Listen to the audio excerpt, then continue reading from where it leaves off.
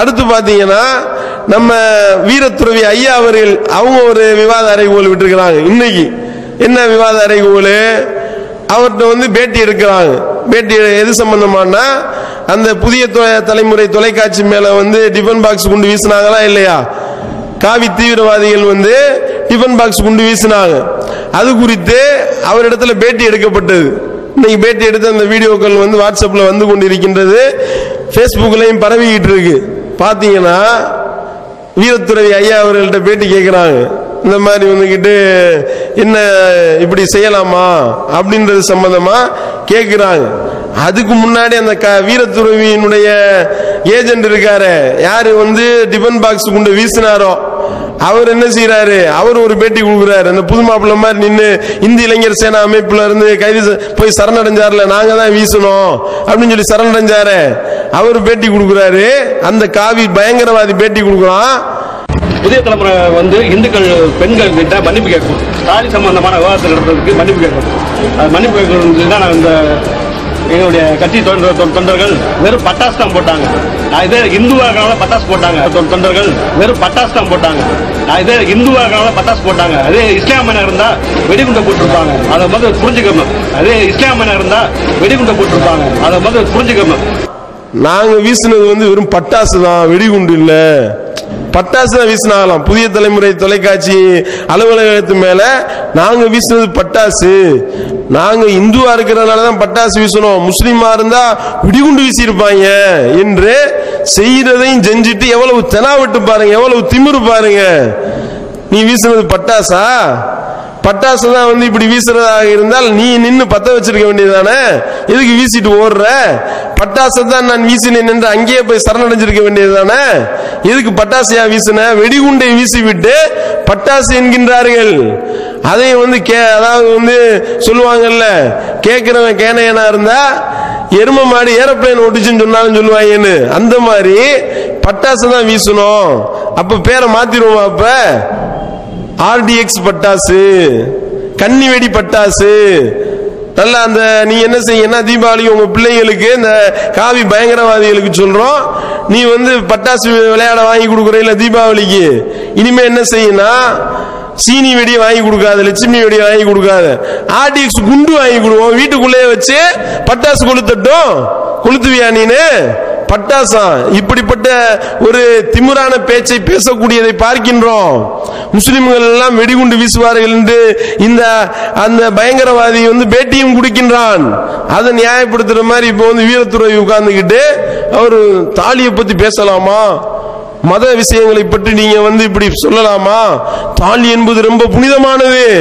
அப்படி புனிதமான ஒரு விஷயத்தை பற்றி நீங்க எப்படி விவாதம் நடத்தலாம்? இந்த மாதிரியா நீங்க எல்லாம் விவாதம் நடத்தாதீங்க என்று சொல்லக்கூடியதை பார்க்கிறோம். முதல்ல இந்த தாலி சம்பந்தமா விவாதம் நடத்தினது யாரு? இத முதல்ல வீரத்துறவி தெரிஞ்சுக்கிறணும். ஏன் இந்துக்கள்லாம் விவாதம் நடத்துறாங்க? இந்து புதிய தலைமுறை தொலைக்காட்சியில் உள்ளவர்கள் இந்த முஸ்லிமா டைரக்டர் அவரு முஸ்லிம்களை நடத்தி கொண்டிருக்கின்றார்கள். இந்து மக்கள் அவங்களுடைய நம்பிக்கையில தாலியை போட சொல்றாங்க. தாலி என்பது எங்களுக்கு பெண்ணடிமைத்தனமாக இருக்கின்றது. ஒரு ஆம்பளை அவன் கல்யாணம் பண்றதுக்கு அடையாளமா எதையும் வெளிக்காட்டுறது இல்ல. ஒரு பொம்பளை மட்டும் தான் கல்யாணம் பண்ணிட்டேன்னு வெளிக்காட்டுறதுக்கு தாலி எதுக்கு? பொம்பளை மட்டும் இப்படி செய்யணுமா அப்படின்னு கேள்வி கேட்கிறாங்க. யாரு கேட்கிறா? இந்து சகோதர சகோதரிகள் கேள்வி கேட்கின்றார்கள். அதை அவர்கள் அவங்களுடைய மத கோட்பாடு குறித்து அவங்களே விவாதம் பண்றாங்க. இதுக்கும் மற்ற மதங்களுக்கு என்ன சம்பந்தம்? இதுக்கும் கிறிஸ்தவர்களுக்கு என்ன சம்பந்தம்? இதுக்கும் முஸ்லிம்களுக்கு என்ன சம்பந்தம்? இதுக்கு எதுக்குடா எங்களை இருக்கிறீங்க என்னன்னு கேட்டா, தாலி சம்பந்தமா பேசக்கூடாது, அது புனிதமானதுன்னாங்க. உடனே பத்திரிகையாளர்கள் எல்லாம் கேள்வி கேட்கிறாங்க வீரத்துறவி ஐயா அவர்கள்ட்ட. ஐயா, நீங்க தாலி புனிதமானதுன்றீங்களே, அப்ப இந்த காதலர் தினத்தன்னைக்கு நாய்க்கும் கல்யாணம் பண்ணி வைக்கிறீங்களே, நாய்க்கும் கழுதைக்கு கல்யாணம் பண்ணி வைக்கிறீங்களே, அது தாலி கட்டி தானங்க கல்யாணம் பண்ணி வைக்கிறீங்க. உங்க இந்து முன்னணியை சேர்ந்தவர்கள் தானே நாய்க்கு தாலி கட்டுறாங்க. அப்ப மட்டும் தாலி என்பது புனிதமா தெரியலையோ?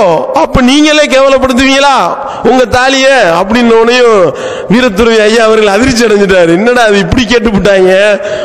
இல்ல இல்ல இல்ல இல்ல இல்லன்னு அப்படியே உழப்புறாரு.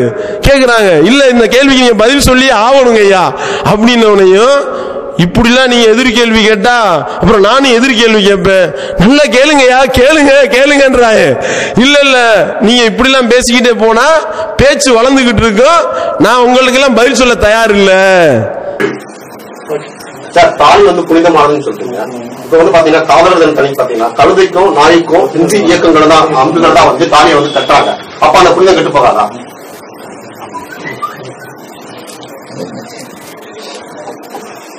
தாலி கட்டுறதுக்கு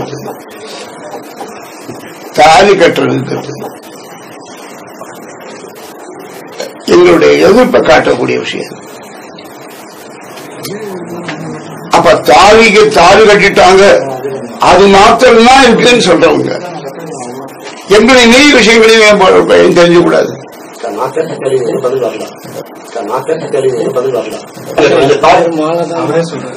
நாய்க்கு மாவுதான் போட்டாங்க.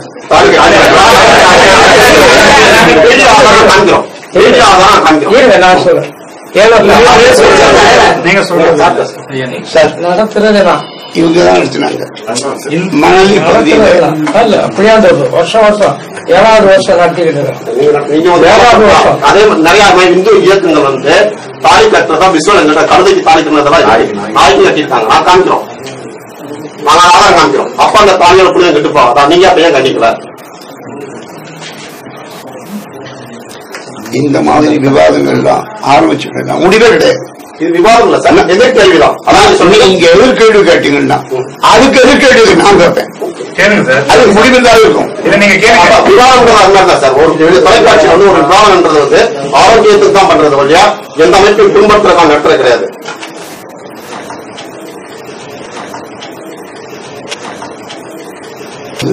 அதுல நான் தலையெடுக்கணும்.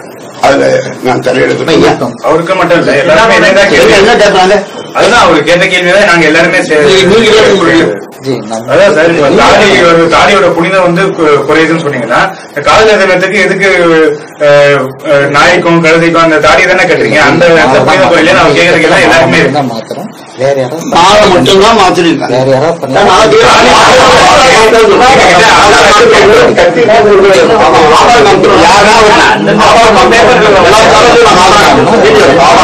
அது எல்லாம் எல்லாத்துக்கும் இந்து மொழி தான் பொறுப்பு.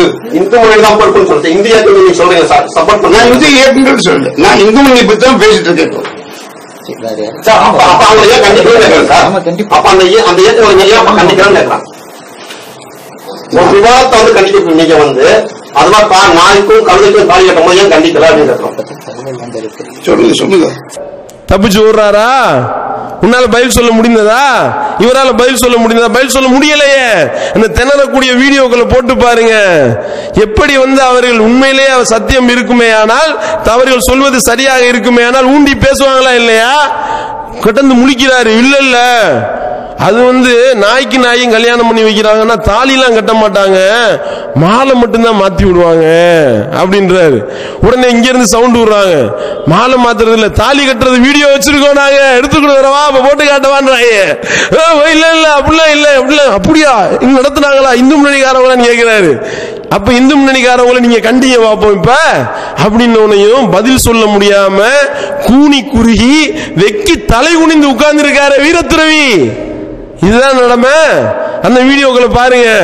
அப்ப மக்கள் கேட்கக்கூடிய கேள்விக்கு உங்களால் பதில் சொல்ல முடிஞ்சதா? நீங்க சரியான கொள்கையில் இருந்தா சொல்லிருக்கணுமா இல்லையா?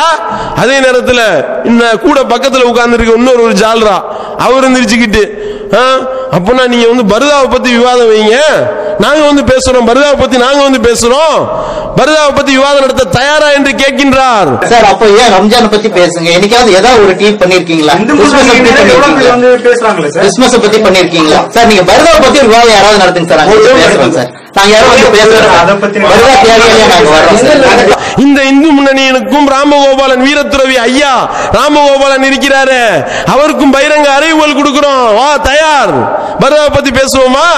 பெண்களுடைய பாதுகாப்புக்கு உகந்தது எது பேசுவோமா? தயாரா? இஸ்லாம் சொல்லக்கூடிய சட்ட திட்டங்கள் தான் பெண்களுடைய ஒழுக்கத்திற்கும் பெண்களுடைய பாதுகாப்பிற்கும் ஏற்றது, உகந்தது. இதுதான் சரியான தீர்வு. உலகமே இந்த தீர்வை நோக்கி தான் வந்து கொண்டிருக்கின்றது. இதை நாங்க நிரூபிக்க தயாராக இருக்கிறோம். இதை வந்து நீங்க கேட்டீங்கல, நாங்க விவாதத்துக்கு தயாரான்னு கேட்கிறீங்க. நாங்க தயார். பர்தா குறித்து நீங்க தயார், ஏற்பாடு பண்ணுங்க விவாதத்தை. நாங்க வந்து விவாதம் பண்றோம். நாங்க பர்தாவை பத்தி பேசாத, வாயை பத்தி இருந்தாலும் நாங்க சொல்ல மாட்டோம், உங்களை மாதிரி குதிக்க மாட்டோம். வாங்க பேசுவோம், விவாதித்து நிரூபிப்போம். அதே நேரத்தில் நீங்க வச்சிருக்கீங்களே சட்டத்திட்டங்கள், அது குறித்தும் பேசுவோம். வாங்க. ஒரு பெண் வந்து பத்தினியா இல்லையா அப்படின்னு டெஸ்ட் பண்றதுக்கு வச்சிருக்கீங்கல்ல. ஒரு கணவன் வந்து ஒரு பெண்ணை வந்து குற்றச்சாட்டு வைக்கிறான், இவன் வந்து பத்தினி இல்ல, ஒரு விபச்சாரி அப்படின்னு. அப்ப வந்து நீங்க சட்டம் வச்சிருக்கீங்கல்ல, இந்த பெண்ணை எப்படி பத்தினின்னு நிரூபிக்கிறது? இவங்களே வந்து தீய வளர்ப்பாகலாம், ஒரு பெரிய குண்டம் வச்சு எரிக்கணுமா, தீய எரிச்சு அதுல இந்த பெண்மணி உள்ள இறங்கணுமா. உள்ள இறங்கிட்டு அப்படியே வெளியே நல்லபடியா உசுரோட வந்துட்டாங்கன்னா பத்தினி. வா பேசுவோம், அதை பத்தி விவாதிப்போமா? எல்லாத்தையும் இதை பத்தி விவாதிக்கிறதுக்கு நாங்கள் தயார். நீங்க வைத்திருக்கக்கூடிய சட்டத்திட்டங்கள் குறித்து எல்லாத்த பத்தியும் விவாதிப்போம். என்னன்னு கேட்டா, மதத்தை பத்தி பேசக்கூடாது, அதே நேரத்தில் வேற பேசலாமா? எதை பத்தி பேசலாமா? அதாவது வந்து முஸ்லிம்கள் தான் குண்டு வைக்கிறாங்க, அதை பத்தி வாங்க பேசுவோம், அதை பத்தி விவாதம் நடத்துகின்றாங்க. சரி வா, அதை பத்தி பேசுவோமா? யார் தீவிரவாதி என்பதை பேசுவோமா? இந்து பயங்கரவாதி, அந்த காவி பயங்கரவாதிகள் தீவிரவாதிகளா அல்லது முஸ்லிம்கள் தீவிரவாதிகளா என்று பேசுவோமா? எது தீவிரவாதம் என்கின்றாய்? எல்லா தீவிரவாதத்தை பத்தியும் பேசுவோம். கோட்சேவை கையில இஸ்மாயில் பச்சை குத்திட்டு போய் கொலை பண்ணிய அந்த தீவிரவாதம் பேசுவோமா? யார் தீவிரவாதி பேசுவோமா? சம்ஜோதா எக்ஸ்பிரஸ் குண்டு வச்சிய காவி பயங்கரவாதி, நீ பயங்கரவாதியா நாங்க பயங்கரவாதியான்னு பேசுவோமா? அதோடு மட்டுமல்லாம மாலேகான் மக்கா மஸ்ஜிதுல குண்டு வச்சிய, மாலேகான்ல குண்டு வச்சிய, அதை பத்தி பேசுவோமா? தென்காசி RSS அலுவலகத்துல நீயே குண்டு வச்சிய தீவிரவாதி, அதை பத்தி பேசுவோமா? யார் தீவிரவாதி பேசுவோமா? அதோடு மட்டுமல்லாமல் அவன் வீட்டுல அவனே பாட்டில் குண்டு வீசினியப்பா, உன் வீட்டுல நீயே வீசினிய, அதை பத்தி பேசுவோமா? எது தீவிரவாதம் என்று பேசுவோமா? எல்லாத்த பத்தியும் பேசுவதற்கு தமிழ்நாடு தௌஹீத் ஜமாஅத் தயாராக இருக்கிறது. அதோடு மட்டுமல்லாம நாங்க மாடு எடுத்து நாங்க தின்னோம்னா எங்க காசை போட்டு நாங்க தின்றோம், இத வந்து தடுக்கக்கூடிய விதத்துல கருத்து தீவிரவாதம் பண்ணிட்டு இருக்கிய, மாடு இறைச்சி சாப்பிடக்கூடாது என்று சட்டம் போடுறிய, எது சரின்னு பேசுவோமா? கருத்தாலையும் ஆயுதத்தாலையும் தீவிரவாதத்தை செய்யக்கூடியவன் நீதான், அது உன்னுடைய அமைப்பு தான், இந்த காவி பயங்கரவாதிகள் தான் என்பதை நிரூபிக்க நாங்கள் தயாராக இருக்கின்றோம். ராமகோபாலன் அவர்கள் உங்களுடைய வாயிலிருந்து இப்ப தொடர்ந்து சொல்லிருக்கீங்க, உங்க ஜால்ரா வச்சு சொல்ல விட்டுருக்கீங்க, பக்கத்தில் இருந்துகிட்டு விவாதம் பண்ணுவோம் வாங்கன்னு. இந்த தலைப்புகள்ல விவாதம் பண்ண இவர்களை அழைக்கின்றோம். உண்மையிலேயே தீவிரவாதிகள் யார் என்பது குறித்தும், பெண்களுக்கு உண்டான பாதுகாப்பும் ஒழுக்கத்தை பேணக்கூடிய விதத்திலும் தரக்கூடிய பாதுகாப்பையும் அனைத்து அம்சங்களையும் தரக்கூடிய, பெண்களை பாதுகாக்கக்கூடிய சட்டத்தை வைத்திருப்பவர்கள் யார், யாருடைய மார்க்கம் காட்டக்கூடிய வழிமுறை சரியான வழிமுறை என்பது குறித்து பகிரங்க விவாதம் நடத்த இந்து முன்னணியினருக்கும் காவி பயங்கரவாதிகளுக்கும் தமிழ்நாடு தௌஹீத் ஜமாஅத் பகிரங்க அறைகூவல் விடுகின்றது. இந்த செய்தியை வாட்ஸ்அப், பேஸ்புக், இன்னும் வந்து பல சமூக வலைதளங்கள் எது எதுலாம் இருக்கோ எல்லாம் பரப்பி விடுங்க. போய் ராமகோபாலனுடைய செவிப்பறை அது கிழிக்கட்டும். இதன் மூலமாக இந்து சகோதரர்கள் அவங்க விழிப்புணர்வு பெறட்டும் என்பதை